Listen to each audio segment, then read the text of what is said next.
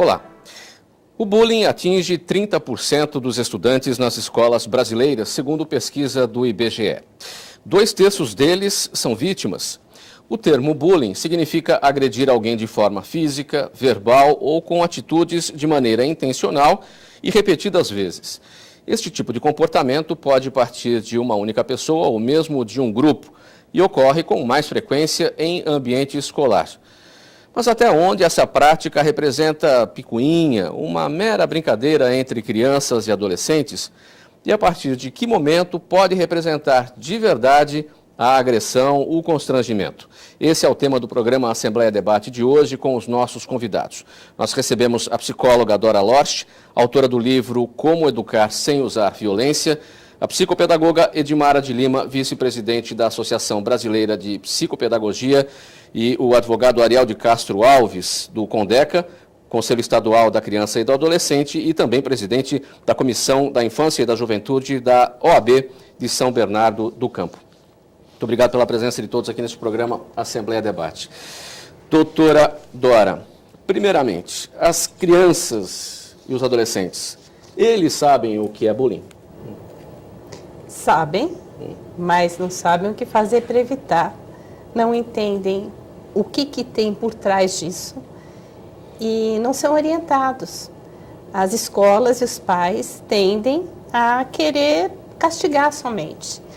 E castigo não funciona, né? Veja as nossas cadeias para ver que castigo não funciona.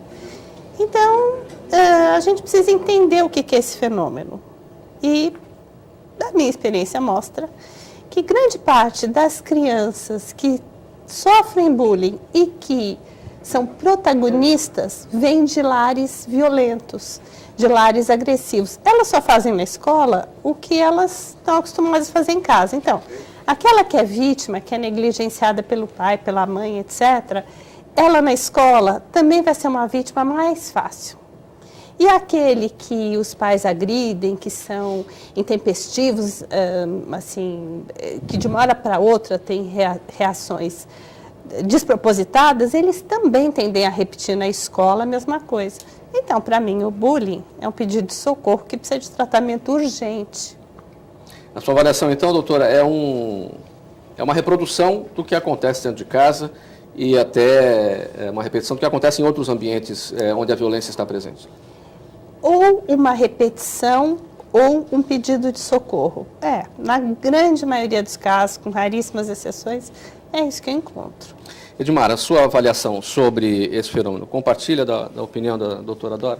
Em parte, mas eu analisaria um outro aspecto também. Eu acho que nós estamos vivendo um momento social e principalmente um momento educacional onde a permissividade impera. Então, nós temos pais, nós temos professores que querem evitar conflitos a qualquer custo. E, com isto, eles são permissivos com os seus filhos e com os seus alunos. Então, o limite, a questão da consequência do ato não é incorporada. Então, por exemplo, uma criança não percebe que um ato tem uma consequência, que tem uma ação e uma reação, né? E que tudo é passado, tudo é aceitável. Então, não se tem essa questão. A segunda questão que eu vejo é que nós estamos importando valores de uma sociedade e de uma cultura que não é a nossa, onde, por exemplo, o termo ser popular começa a aparecer nas nossas escolas. E isso nitidamente é uma importação da cultura norte-americana, né? Os filmes da Disney trazem muito isto, né? Os conflitos nas escolas, o bullying nas escolas, isto está sempre feito por quem é popular. Eu estou há 40 e tantos anos em escolas, né? Eu não ouvi esse termo. Eu estou ouvindo esse termo agora, nos últimos 3, 4 anos está aparecendo. Então, as escolas, os meninos estão se categorizando em grupos de populares, de nerds, né? Aparece essa questão, e nós temos uma grande massa de indiferentes. E se você for ver isso, na nossa sociedade, reproduz um pouco esta realidade social, né? Então, nós temos uma massa social que é indiferente, que aceita o que der, o que vier. Eu não quero confusão, eu não quero conflito, né? Um outro que quer se impor, né?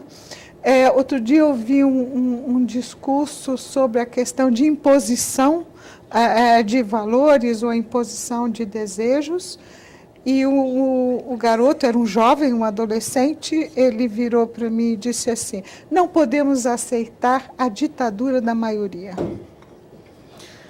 Né? Então, são valores que estão sendo questionados. Aliás, o Latay da USP tem um livro bastante interessante que ele pergunta: é crise de valores ou valores em crise? Né? Eu acho que isso está aí para a gente dar uma analisada. Quando a senhora coloca esses três agrupamentos, os populares, os nerds e os indiferentes, isso necessariamente o tripé do fenômeno do bullying, aqueles que são os agressores, são as vítimas, e aqueles que até assistem. Mas não tomam providência porque não sabem o que fazer ou porque gostam daquilo que estão vendo. As duas coisas. E, na realidade, eles estão repetindo o que a maioria dos adultos fazem. Os adultos não interferem, porque não é possível, num ambiente escolar, estar acontecendo determinadas agressões e os adultos responsáveis pelo equilíbrio desse ambiente não tomarem conhecimento e não tomarem uma atitude. Então, a indiferença desses adultos que são responsáveis pelo equilíbrio do ambiente escolar se reflete na posição da maioria dos alunos, que também se torna indiferente. Na verdade, é um tipo de conivência. Exatamente. A gente pode pensar assim, né? Exatamente. Doutora Ariel, sua avaliação, inicialmente, sobre o tema. Esse fenômeno, ele pode ser cultural, ele está mais presente na nossa sociedade, em razão já da violência apontada aqui pela doutora Dora, do que vem dentro de casa, ou das coisas que acontecem na rua? Primeiro cumprimentar você, Mauro, também professora Edmara, a doutora Dora, eu concordo também com o que elas disseram. O bullying, para a gente poder assim conceituar, são agressões verbais ou físicas que ocorrem de uma forma repetitiva, gerando um intenso sofrimento físico e psicológico para as pessoas, né? Nós estamos falando de estudantes, mas o bullying também pode ocorrer em clubes, pode ocorrer no ambiente de trabalho, sim, pode ocorrer nas universidades, pode ocorrer dentro de um presídio ou de uma unidade de internação da Fundação Casa. Então, o bullying pode ocorrer nos mais diversos locais, né? A partir do momento em que nós tenhamos essa característica da repetição daquele sofrimento, daquelas intimidações, daquelas ameaças, daquelas humilhações. E nós já temos legislação para punir também essas práticas. Quando nós falamos em direitos, no caso de crianças e adolescentes, mais especificamente, nós também falamos de deveres. É um erro ter a concepção de que, por exemplo, o Estatuto da Criança e do Adolescente só estabelece direitos. Quem tem direitos tem o dever de respeitar os direitos dos outros. Então, quem tem direito à vida tem que respeitar a vida do outro. Quem tem direito à liberdade também deve respeitar a liberdade do outro, a intimidade do outro. Então, todas essas questões precisam ser trabalhadas na escola. Infelizmente, a escola não trabalha essas questões relacionadas aos direitos e deveres de crianças e adolescentes. Nós temos já uma lei em vigor, né, aprovada no Congresso Nacional, que trata, inclusive, de implantar no currículo das escolas os direitos de crianças e adolescentes. Eu acho que é uma das formas de nós combatermos a partir do momento em que crianças e adolescentes têm uma maior compreensão do que são direitos, do que são deveres. Então, qual é o limite que elas devem ter diante dessas situações? Nós temos uma pesquisa recente da própria APOESP, que é o Sindicato dos Professores, que mostra realmente a situação de violência que se vive, no caso aqui das escolas estaduais mais propriamente, que esse mapeamento mostrou que 70% dos alunos, né, já se depararam aí consideram a escola um local de violência, um local violento. E 60% dos professores também consideram a escola um local violento. 84% dos professores já viram situações de violência ocorrerem. 77% dos alunos também já se depararam com essas situações, sendo que 30% dos alunos já sofreram casos de violência. Agora também nós não podemos denominar que toda situação de violência ou mesmo toda a gozação, ou toda a brincadeira seja bullying. Nós temos que também tomar cuidado com o denuncismo, porque senão parte para um processo de criminalização geral, que daí não contribui também para que a gente possa enfrentar esses fenômenos. E é preciso entender exatamente o ponto, doutora Dora, até onde a brincadeira de criança, mera gozação, mera picuinha, tiração de sarro, e a partir de que momento isso realmente é um constrangimento, é um ataque, seja ele verbal, por atitudes? Então, eu acho que a medida é a reação da criança. Porque cada criança reage de um jeito. Para algumas crianças, uma colocação de um apelido não quer dizer nada. E para outras pode ser gravíssimo. Então, a gente tem que medir pela criança. Só que assim, não adianta só a gente ir lá e brigar com o cara porque ele pôs um apelido no garoto. Esse menino que também está se sentindo diminuído frente a esse apelido, precisa ser fortalecido. Porque senão a gente vai entrar numa coisa que é assim, ele fez uma coisa errada, a gente vai lá e põe ele de castigo. E o outro que é a vítima, se a gente não cuidar, permanece vítima. Então fica também refém de muitas outras situações na vida, não é só na escola. Então, essas que são as duas pontas que precisam de um trabalho, de uma conscientização. E eu vejo que, às vezes, tem um menino que faz uma coisa muito grave na escola, e a escola parte para a punição, e eu vou contar uma história que não é bullying, mas que ilustra bem. Eu trabalho numa escola onde teve muitas revoluções, eu estava entrando lá o ano passado, a gente atende a população em volta, né, do Florescer, os professores, os alunos e a comunidade. E aí uns meninos jogaram um armário grande de madeira, cheio de cadernos, portanto bem pesado, escada abaixo. E aí os cadernos ficaram espalhados pelo pátio e o armário também. E o diretor tomou uma postura que é assim, nós vamos chamar os pais para verem o que é que esses meninos estão fazendo. E aí fizeram uma reunião com os pais e brigaram com os pais, onde já se viu que seus filhos fizeram isso, e propuseram então que os filhos deveriam consertar esse armário com martelo e prego, que eles iam lá no sábado fazer isso. E eu fiquei sabendo quando eu cheguei lá no sábado. Eu sabia por telefone, mas fiquei sabendo lá. Então nós chamamos os meninos para uma conversa, e o que o diretor queria era chamar naquela reunião de professores e contar para eles, e eles pedirem desculpa para os professores. Eu também não sei por que os professores, né? Mas enfim, era essa a ideia. E aí nós chamamos os meninos para conversar, para explicar, para dizer que tudo tinha causa e consequência. Um deles entrou com o martelo, um psicólogo estressou, porque não sabia o que ele ia fazer com aquele martelo, se ele vinha para bater na gente, entendeu? Quer dizer, olha que coisa mais louca. Aí eles entraram lá e eles sabiam que só tinha uma saída, pedir desculpa para os professores, não ia sujar para o lado deles, como eles falam.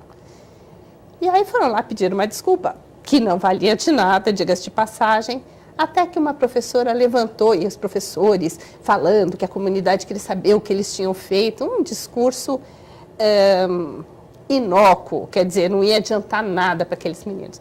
E uma professora levantou, ela falou, eu quero falar, eu quero dizer para vocês que o armário que vocês jogaram era o armário das minhas crianças. As minhas crianças têm 8 anos. Eles carregam muito peso de cadernos e de livros, então nós resolvemos pôr tudo isso aqui na classe. Como vocês chutavam, a gente resolveu comprar um armário. E quando as nossas crianças chegaram, elas me perguntaram o que elas tinham feito para vocês jogarem um armário de lá de cima. Aí eu olhei para os meninos, eles estavam quase chorando. Isto era mais educativo do que todo o resto. E aí eles começaram a discutir se eles iam pedir desculpa para as crianças, dizer que eles não sabiam, que não fizeram de propósito. Então eu acho que falta um pouco isto. Não é só o castigo, é o entendimento da consequência do ato. Este é o programa Assembleia Debate, aqui na TV Alesp. O nosso tema hoje aqui no estúdio, bullying, o limite entre a brincadeira e o constrangimento. Nós vamos para o intervalo, voltamos em seguida. Até já.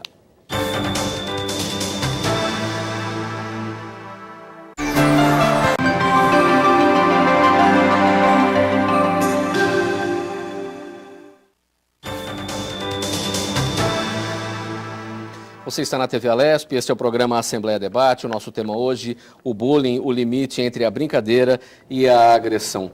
Edmara, o que diz a sua experiência sobre este limiar, este ponto que separa a brincadeira de criança de uma agressão mesmo?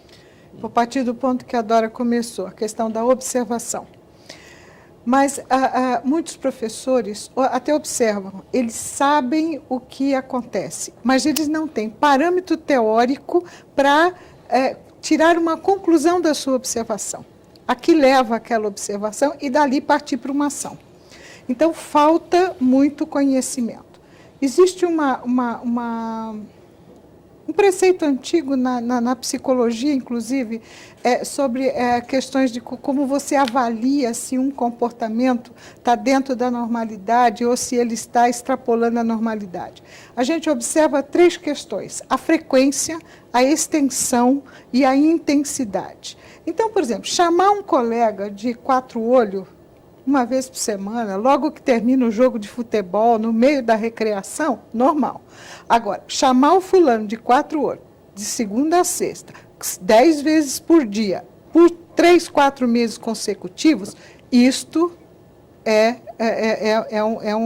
um ataque, é uma agressão de uma forma persistente. Então, quando um comportamento não aceitável, ele tem frequência, extensão e intensidade, ele tende a sair do parâmetro de normalidade e pode ser considerado um bullying. Né? Quando ele é ocasional, vem de uma explosão, vem de uma briga, vem de uma irritação, não. Preenchendo esses 3 atos dentro do ponto de vista, eu considero que pode ser considerado bullying. Não importa o tipo da brincadeira, mas a forma como ela se apresenta para quem é agredido. E a Dora tocou num outro ponto importante, a questão do agressor e do agredido. Profissionais da educação tendem a se importar primeiro com o agressor. E isso começa no berçário. Quando aquela criancinha que está aprendendo a segurar o dedo, a mão, né, pega no cabelo do outro e puxa, elas tendem a retirar quem puxou o cabelo e não a pôr no colo quem teve o cabelo puxado. Quem foi agredido é que merece minha atenção, que merece meu acolhimento na hora.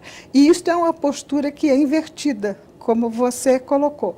É uma questão que nós, na época de formação, estas questões não aparecem. Né? O professor é muito mal informado sobre estas questões. Por que há essa inversão, Edmar? Porque a gente está preocupado com a punição e não com o acolhimento. Uhum. Né? Então, por exemplo, quando você tem um menino que está constantemente agredindo, não adianta eu colocá-lo de castigo ou dar uma penalidade. Eu preciso saber de onde está surgindo isso. Por que está surgindo isso? Muitas vezes vem de casa, muitas vezes... Por exemplo, uma vez eu estava com um garoto que estava com umas atitudes inadequadas para a faixa etária. Né? Uma vez, 2 vezes, 5 vezes, 7 vezes, a gente vai conversar e vai ver de onde está vindo aquela questão. Os pais tinham certeza que o menino não tinha acesso a nada, mas ele tinha. Ele tinha um irmão mais velho, que tinha vídeos de terror guardado, escondido, e que ele via de madrugada. E para ele aquilo tinha um impacto muito maior, porque ele não tinha com quem partilhar, e além de tudo era um segredo que ele não podia compartilhar. Então aquilo começou a provocar uma reação. Na medida em que se conversou sobre os filmes, em que se começou a dar um acolhimento àquela atenção, a agressividade desapareceu. Né? Então, acho que esta questão é importante, mas um professor, um orientador, ele precisa ter a noção de que acolher o agressor né, após você ter mostrado afeto para o outro, é tão importante quanto acolher o agredido, porque senão você não cessa, aquilo vira um moto contínuo e em algum lugar você tem que cortar. Ariel, o direito ele consegue fazer uma comparação entre os primórdios da humanidade, em que a luta era pela sobrevivência, diferentemente, não que hoje a luta não seja, está tudo tão difícil, né? Mas hoje é mais ao convívio social do que a luta pela sobrevivência. Dá para fazer uma analogia entre essas duas situações e situar o bullying? Poderia existir o bullying naquele momento em que os homens brigavam por alimento, enfim, nos primórdios? Nos primórdios da humanidade nós tínhamos os bárbaros, né? Então, o que nós chamamos de barbárias, não haviam leis, né? As pessoas lutavam para sobreviver, o mais forte sempre predominava sobre os mais fracos, então as pessoas se matavam, era o dente por dente, olho por olho, vingança. Então, e era bullying? Seria uma forma também já de bullying naquele período, né? Mas então uma sociedade completamente sem regras, né? Hoje nós estamos no chamado Estado Democrático de Direito. Então existem regras, existem direitos, existem deveres, existem instituições responsáveis pela educação, responsáveis pela assistência social, pela saúde, pela polícia, pelo judiciário. Então nós estamos num outro estágio, né, mais elevado, né, a partir do momento da legalidade, da institucionalidade. Agora, ainda as situações de violência, como nós temos discutido aqui, são bastante frequentes. Eu gostei dos exemplos aqui, primeiro da Dora, que trata do que foi colocado para os alunos com relação ao prejuízo que eles estavam proporcionando a outros estudantes, daí eles se viam, né, como eles próprios também, que já passaram por aquela faixa etária e que já poderiam ter sofrido da mesma forma, né? Então, esse exemplo é muito importante para estabelecer limites, para mostrar os deveres para eles, né? E não é através da repressão que nós vamos resolver propriamente essas situações. E a professora Edmara também falou do acolhimento do agressor. Nós temos muito no Brasil, e em geral, as pessoas quererem também culpar o agressor por todos os males da humanidade, querer que o agressor seja chicoteado, linchado, e nós temos visto aí linchamentos, situações que nos remetem ao período da barbárie que você mencionou. Então, nós temos que ter também essa preocupação de como podemos pedagogicamente atuar diante desses casos. Eu trabalhei também em São Bernardo, num cargo de secretário da criança e do adolescente, e eu lembro que em 2008 nós mapeamos os boletins de ocorrência de violência nas escolas de São Bernardo. Eram 1.800 boletins de ocorrência no ano de 2008, junto com a Promotoria da Infância e Juventude. Depois disso, nós montamos o que nós chamamos de força-tarefa pela cultura de paz nas escolas. Então, todos os meses a gente reunia a Polícia Militar, Ministério Público, Judiciário, Conselhos Tutelares, Diretoria de Ensino, diretores de escola, tanto do município como do Estado. Então, os variados setores, assistência social, saúde, e daí passamos a fazer uma verificação e constatamos que boa parte daqueles BOs, os alunos envolvidos eram os mesmos. Então, eram sempre os mesmos que eram os agressores ou eram os agredidos. A maioria das situações eram os mesmos. E daí começamos a trabalhar, a saber o porquê, né? Então, passamos para que eles fossem atendidos por uma equipe técnica, com psicólogos, pedagogos, assistentes sociais. E fomos verificar quais eram as circunstâncias. Essa equipe passou a visitar as casas, conhecer as famílias. Então, muitos dos casos lá, esses jovens apenas repercutiam que eles viviam no seu ambiente doméstico, que a doutora Dora tem mais gabarito aqui para falar sobre esse assunto, mas eles repercutiam a violência que eles tinham dentro de casa. Então, nós verificamos muitas situações de que o abandono por parte dos pais alcoólatras, pais que espancavam os filhos em casa, várias situações também até de miserabilidade, de dificuldades no ambiente social, de falta de regras dentro de casa. Então fomos verificando as mais diversas situações e trabalhando diante dessas situações dentro de casa e não propriamente na escola. O problema desaguava na escola, mas na verdade ele surgia antes, dentro da própria casa. E aí acontece o que eu acho que é a maior injustiça. A criança é vítima em casa, repete na escola e é vítima na escola. E aí a escola chama e fala, dá um jeito no seu filho. Que jeito que a mãe vai dar? Aquele que está fazendo mal. Aí fica uma confusão. Aí eu falo, precisa acolher essa criança. E os professores acham que eu sou louca.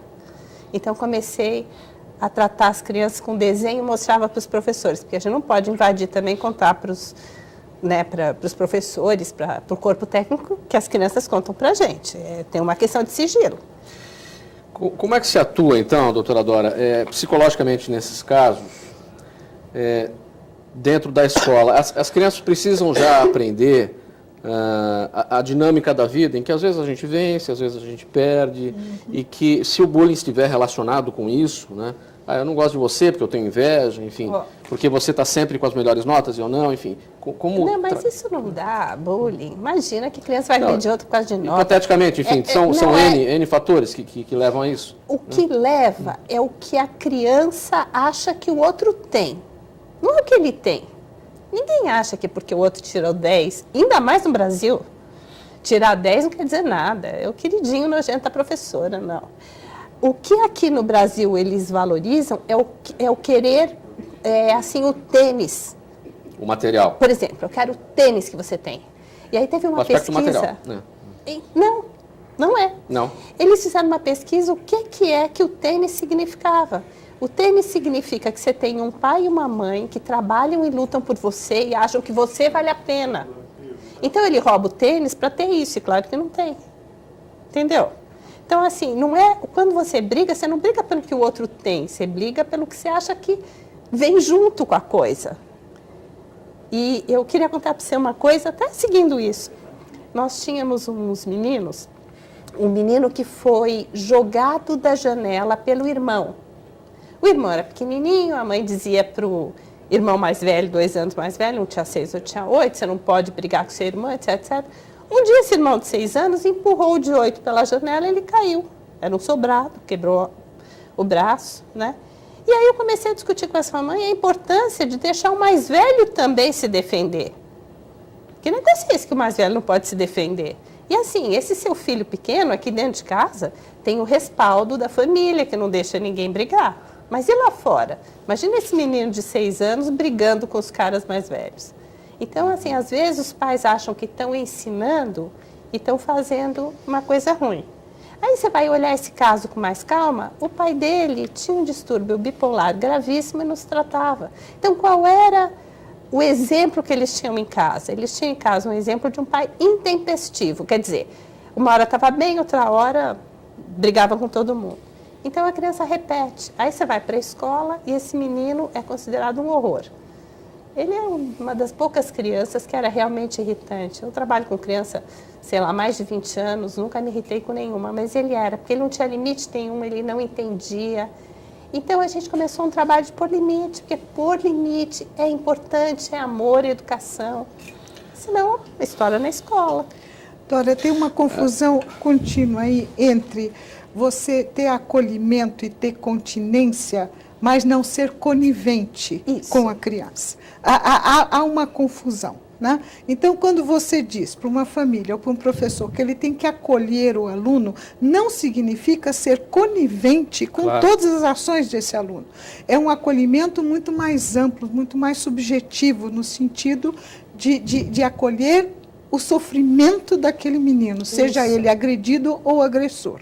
Né? E não ser conivente com a postura dele. Agora, professora, isso é projeto pedagógico, não é isso? As escolas, elas estão conversando sobre diagnóstico e prevenção dentro dos seus processos, dos seus projetos pedagógicos, para ter esse tipo de conduta de não conivência e sim de acolhimento. É difícil e raro. os nossos professores não têm muita formação para lidar com aspectos que fujam muito às questões de conteúdo. Inclusive, é uma questão que aparece muito quando você vai trabalhar com o professor, é uma pergunta assim, poxa, mas a gente, além de ensinar, ainda vai ter que educar? Vamos, faz parte do pacote. Hoje em dia, mas as mães estão ausentes. A família mudou. Essa mamãe que fica em casa, cuidando dos filhos, fazendo almoço, dando banho nas crianças, indo ao supermercado, indo para a escola, sorridente, buscar a criança, não existe. Isso é um mito social. A mãe que educa e a escola que ensina não existe mais. Não. A escola tem que educar também. A escola tem que educar. A sociedade tem que educar. Essa mãe continua educando, mas a sociedade tem que educar. Nós temos que pensar na mídia que chega nesta criança, como é que ela chega, o que ela inspira de expectativa nesta criança. Né? Então, nós temos, por exemplo, uma escola que promete coisas que não vai cumprir. Né? Hoje nós temos uma escola que não tem uma qualidade que atenda às expectativas de mercado de trabalho ou de mercado de empreendedor. Então, o menino com 9, 10 anos, ele está vendo o cara que estudou 10, 15 anos e não tem sucesso social. Então, ele não valoriza aquela escola. Então, nós temos aí um círculo. Né?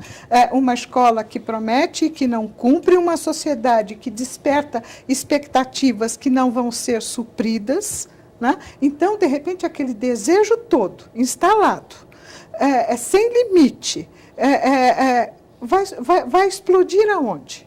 Né? Vai explodir em ambientes fechados. O bullying é uma característica de ambientes fechados, não fechados fisicamente, mas fechados socialmente. Porque eles aparecem onde? Na escola, nos grupos instituídos, no clube, toda aquela relação que o Ariel colocou. Né? Porque é ali que estão as relações. Então, o que nós podemos fazer? Que eu acho que a gente tem que partir para uma coisa de observar e ter uma ação produtiva. Né? Eu sinto que as crianças mais intempestivas, as crianças que não têm limites e que normalmente são as agressoras, elas têm que ser contidas. Contidas fisicamente, se for o caso, contidas fisicamente por uma sanção, mas contidas também no sentido de elas melhorarem as suas habilidades sociais e de relacionamento, porque elas não conseguem ter relacionamentos sadios, e nós temos que trabalhar para que esses relacionamentos sejam instalados. A criança que é vítima, ela tem que dizer, existe um termo em inglês que a tradução em português não é muito boa, o empowerment. Né?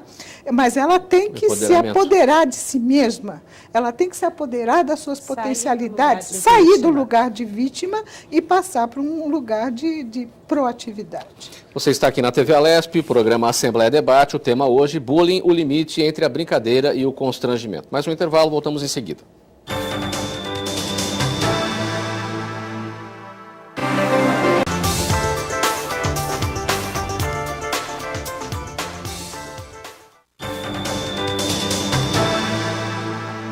Estamos no programa Assembleia Debate, aqui na TV Alesp. Hoje o nosso tema, o bullying, o limite entre a brincadeira e a agressão.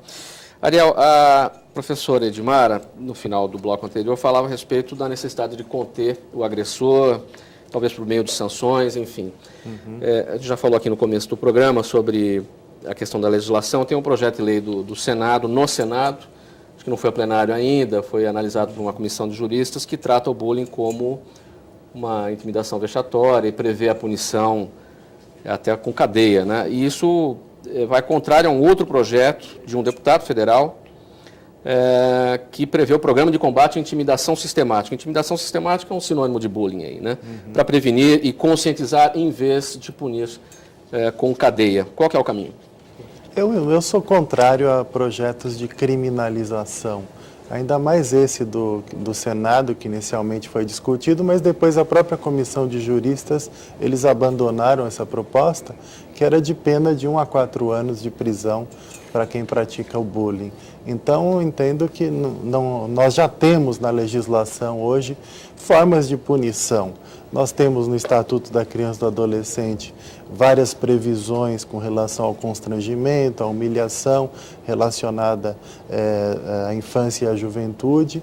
Nós temos o dever de todas as crianças e adolescentes estarem a salvo de qualquer crueldade, opressão, violência, situação vexatória ou constrangedora. O Código Penal já prevê punições, né, que se aplica também similarmente no caso dos adolescentes que praticam ato infracional. Eles respondem perante a vara da infância e juventude a partir dos 12 anos de idade, então eles podem sofrer sanções desde advertência, liberdade assistida, prestação de serviços à comunidade ou até internação, dependendo da conduta que praticarem. Se foi lesão corporal contra outros colegas, vai responder por lesão corporal. Se for, participou de rixa, que é uma briga coletiva entre os estudantes, se foi ameaça, calúnia, injúria e difamação, todas essas situações já estão hoje no Código Penal e qualquer pessoa, então, que pratique essas condutas pode responder. Não existe a necessidade de se genericamente estabelecer o crime de bullying. Então, acho que isso pode ser, acaba sendo mal utilizado, né, e acaba gerando punições desnecessárias. Nós tivemos recentemente um episódio na cidade de Urupês, na região de São José do Rio Preto, que um estudante indisciplinado que estava ameaçando colegas e professores, segundo a denúncia, foi para a Fundação Casa cumprir internação. Então, isso é inaceitável, que alguém que não tem nenhum passado de conduta infracional, ele, de repente, porque estava com uma conduta aí indisciplinada, violenta, promovendo ameaças, ele já, na primeira situação, ao invés de ser advertido ou cumprir até uma medida alternativa, ele já vai para a internação direto e já fica privado de liberdade. Então, um jovem nessa situação vai sair depois muito pior, muito mais violento diante dessa privação de liberdade que ele passa a sofrer dentro de uma unidade da Fundação Casa. Ele chegou a ficar numa cadeia onde tinham presos adultos e ele é apenas separado dos outros. Imagina o trauma que isso gera para um estudante que sai do banco escolar e vai direto para uma cadeia pública. Então, uma atitude bastante irresponsável. Então, a gente tem que tomar cuidado também, inclusive em querer tratar todo tipo de brincadeira entre estudantes, todo tipo de relacionamento nas escolas ou em qualquer lugar, como se fosse também bullying. Então, é um perigo que nós não podemos correr. Agora, quando se tem uma dificuldade de entendimento do que é o bullying, até onde vai a brincadeira e até onde, e a partir de onde começa a agressão, fica difícil para a justiça também tomar sua decisão em relação... Interpretações. Quando a gente fala de escola, acho que as duas colegas aqui já ressaltaram o problema estrutural que nós temos hoje no ensino, né? O Brasil ele conseguiu ampliar quantitativamente o acesso à escola, mas qualitativamente a escola não conseguiu evoluir. Então, se hoje 98% das crianças têm acesso ao ensino fundamental, é um ponto positivo, mas e a qualidade desse ensino, né? Como é que ela tem seguido, desde a infraestrutura de trabalho?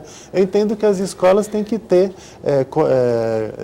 grupos interdisciplinares, tem que ter psicólogos, pedagogos, assistentes sociais que possam ver no jovem, dar uma atenção individualizada diante dessas condutas. Eu estudei em colégio particular e eu lembro que qualquer situação de disciplina eu era chamado por uma psicóloga, por uma assistente social. Se faltava um dia na escola, também a assistente social procurava saber o que estava acontecendo. Por que a escola pública também não pode ter minimamente esse padrão? Nós já tivemos propostas aprovadas aqui na Assembleia Legislativa que, infelizmente, foram vetadas. Eu acho que o Estado implantou os professores mediadores, é um ponto positivo, mas nós precisamos dessas equipes multidisciplinares podendo subsidiar o trabalho dos professores. Inclusive, essa experiência dos mediadores, ela foi implantada a partir partir desse trabalho que nós iniciamos em São Bernardo com a Promotoria da Infância.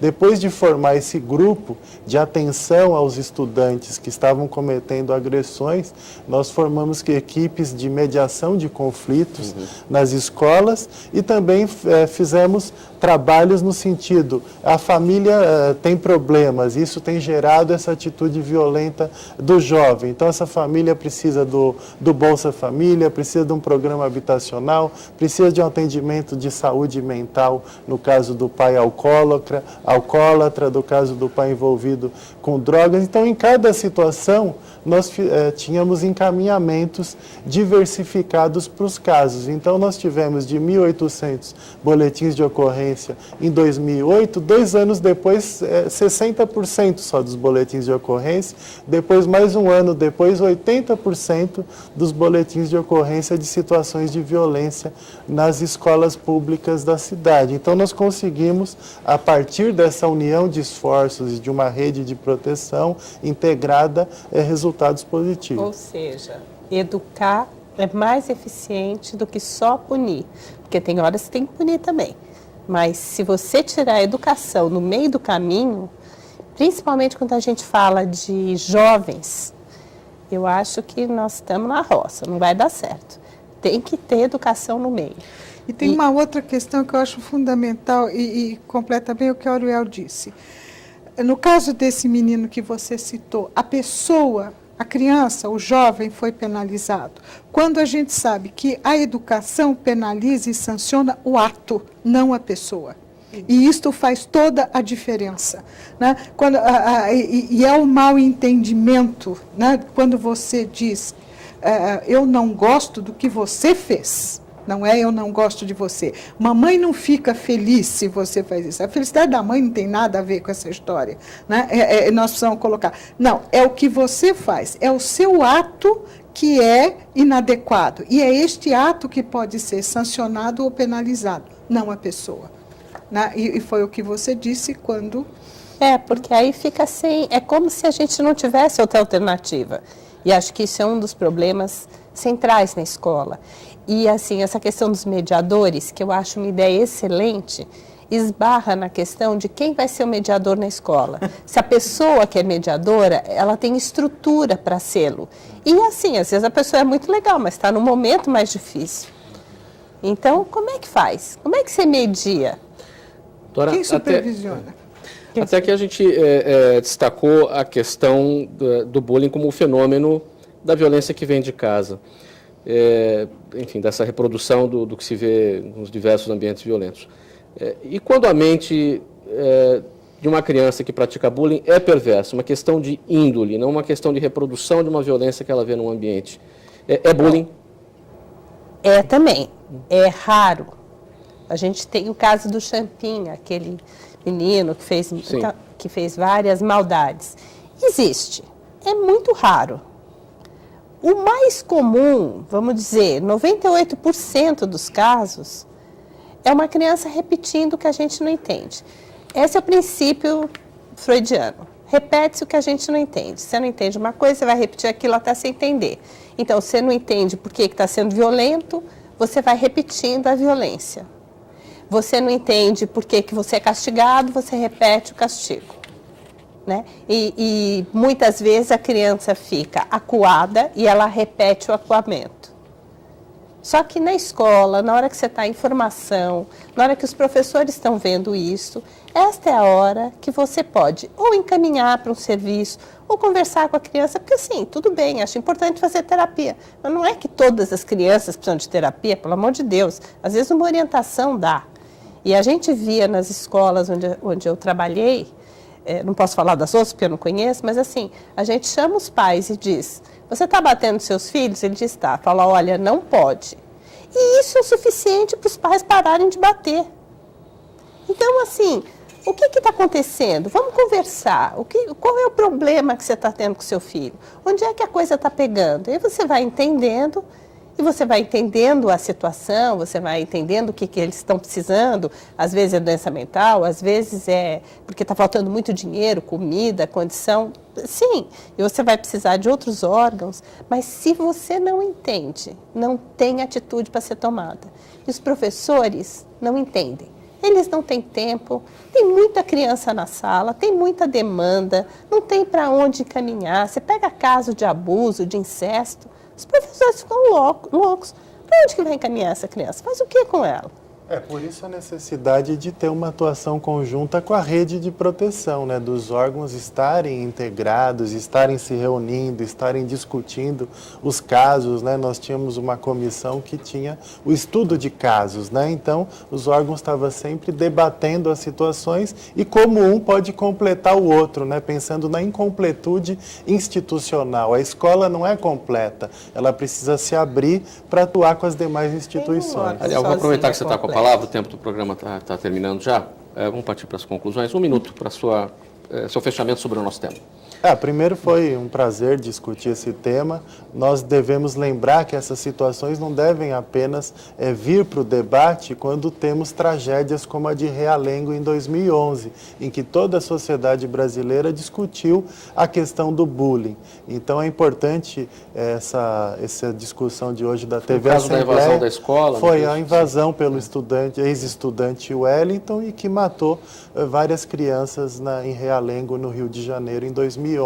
Então foi uma tragédia que gerou todo um debate em torno do bullying e depois isso foi esquecido. Então acho importante essa iniciativa da TV Assembleia.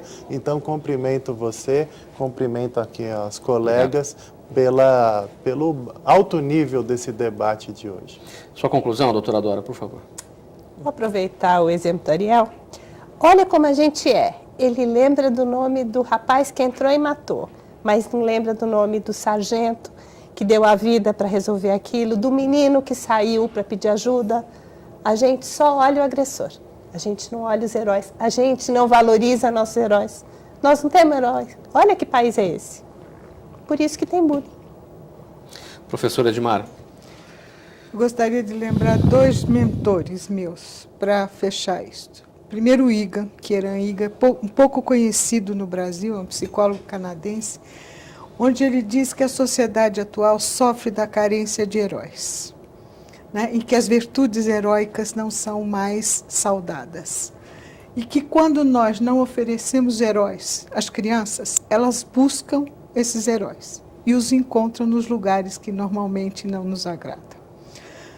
O segundo mentor que eu tenho foi Maria Montessori. E ela disse que a única coisa que faz mover a paz é o trabalho. Nós precisamos, acho que, ressignificar a palavra trabalho, né? Porque as crianças, elas não trabalham para construir mais a si mesmas, elas trabalham para outros. Elas precisam voltar a trabalhar para a comunidade, trabalhar para elas. E que esta palavra seja digna e que seja um alvo. E eu acho que nós precisamos propiciar a essas crianças condições de sucesso. E eu acho que o sucesso é a maior vacina contra um fracasso. Eu acho que o bullying é o fracasso social da nossa geração. Quero agradecer a todos a presença desse programa Assembleia Debate aqui na TV Alesp. Hoje nós falamos sobre bullying, o limite entre a brincadeira e a agressão. A você de casa que nos acompanhou, agradecimento também. Até o próximo tema.